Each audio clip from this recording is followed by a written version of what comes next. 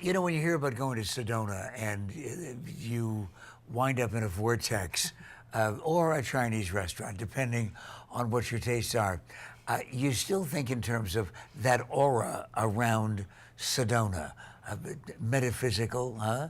Sarah McLean headquarters out of Sedona. Do I have to be in a particular geographic area in order to successfully learn to meditate? Absolutely not. Actually, it was just by accident that I moved there. My husband was living there, and I was living in Los Angeles, but What I a great moved there. choice you made. I know.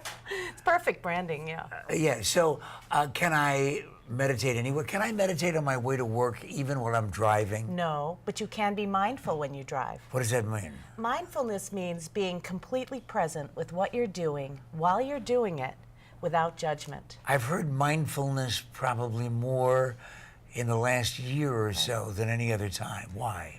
Well, I think it's palatable. It doesn't have all the misconceptions associated with it, like you suddenly have to become Buddhist, or you have to wear robes, or you have to change your religion, or become vegetarian. Mindfulness is a way of life. It's about being present.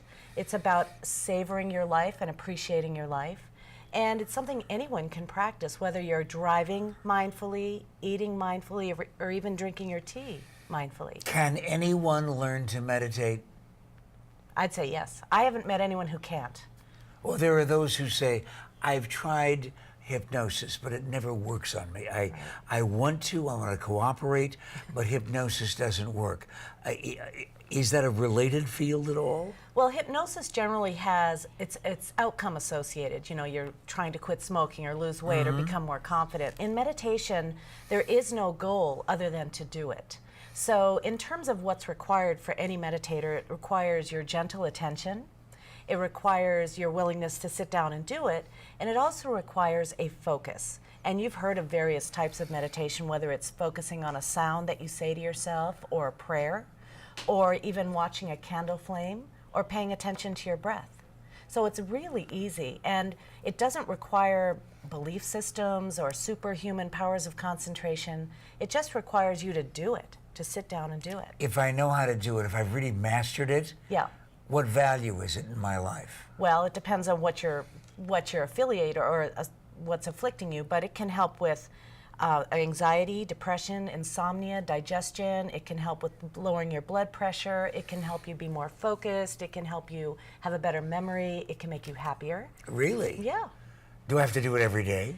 Well, you know, the research is in, especially mindfulness research, that shows sometimes it's as little as 3 times a week, 10 minutes a day. So you can, I like to do it every day. I wake up and do it. And then I do it before happy hour, which I know you're going into later. The combination of wine, which is coming up next, I will be the happiest host probably in the entire industry. What doesn't it do?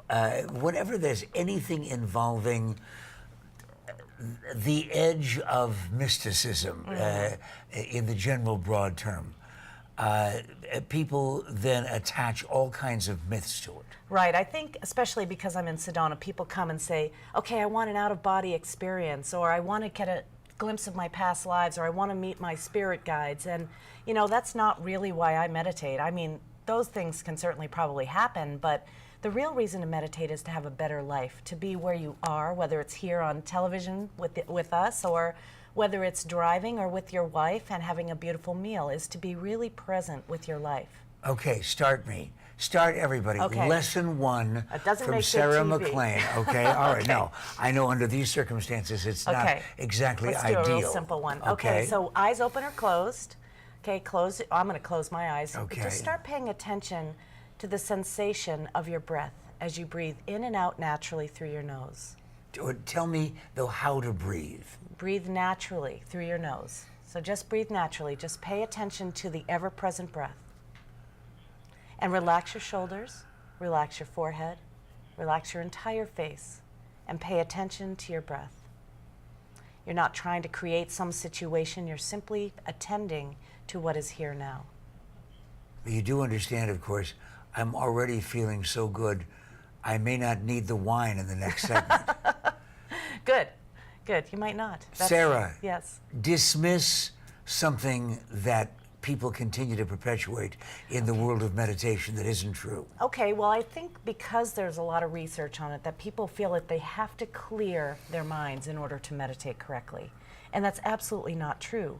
What happens with meditation is the mind settles down on its own, the body relaxes, and we start to tap into the silence that's already there.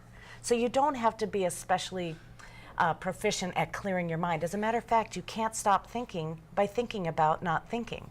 Oh. So instead, you pay attention to something else, like your breath or the physical sensation, something that's going to interrupt the constant dialogue that you have with yourself. Do people breathe incorrectly?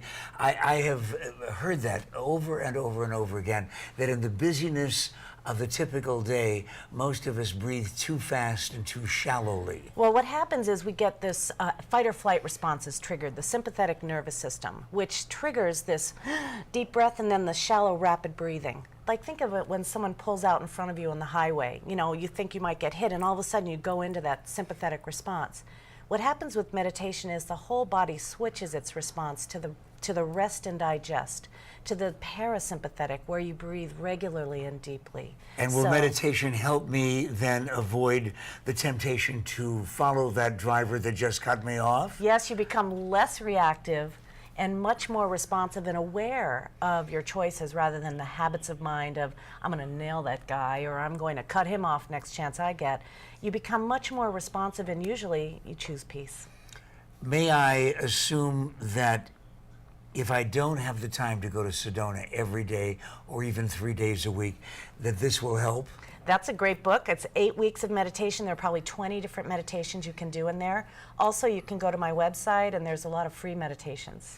Hey, it's Sarah McLean, McLean, soul-centered, and I feel better already. I may feel absolutely delirious in the next few minutes because I'm going to be talking about wine cocktails. Sarah, thank you so much. Thank you. And additional gratitude to you for staying with us. Please relax. Watch the Morning Scramble.